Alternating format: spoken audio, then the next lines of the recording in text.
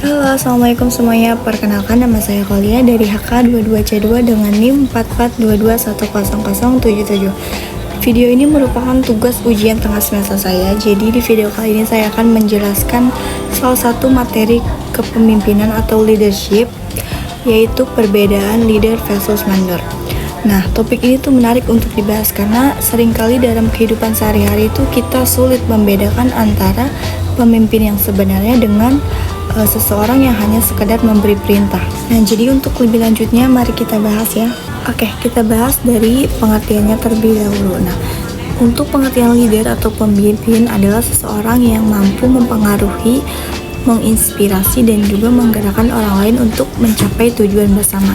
Nah, sedangkan untuk mandor adalah seseorang yang hanya sekadar fokus pada memberikan perintah dan memastikan pekerjaannya selesai. Nah, tanpa memperhatikan proses maupun kondisi bawahannya. Nah, untuk perbedaan utamanya itu bisa kita lihat dari beberapa hal. Nah, misalnya dari cara memimpin mereka. Nah, biasanya itu seorang leader itu akan membimbing, mengajak dan juga memberi contoh. Nah, sedangkan mandor itu biasanya itu hanya menyuruh tanpa mau terlibat langsung. Nah, yang kedua itu dari cara komunikasi. Nah, leader itu cenderung mendengarkan, memberi masukan, terbuka terhadap masukan juga, dan juga bisa membangun komunikasi dua arah. Sedangkan mandor itu biasanya hanya satu arah, yaitu memberi perintah. Nah, yang ketiga itu dari hubungannya dengan tim. Nah, biasanya seorang leader itu bisa membangun rasa saling kepercayaan dan juga saling menghargai. Nah, sedangkan mandor itu seringkali menciptakan jarak, bahkan rasa takut untuk para anggotanya. Dan terakhir, yang keempat itu dari tujuan kepemimpinannya. Nah, seorang leader itu tidak hanya fokus pada hasil, tapi juga pada perkembangan timnya itu sendiri. Nah, sedangkan mandor itu biasanya fokus pada tujuannya tanpa memperhatikan proses-prosesnya.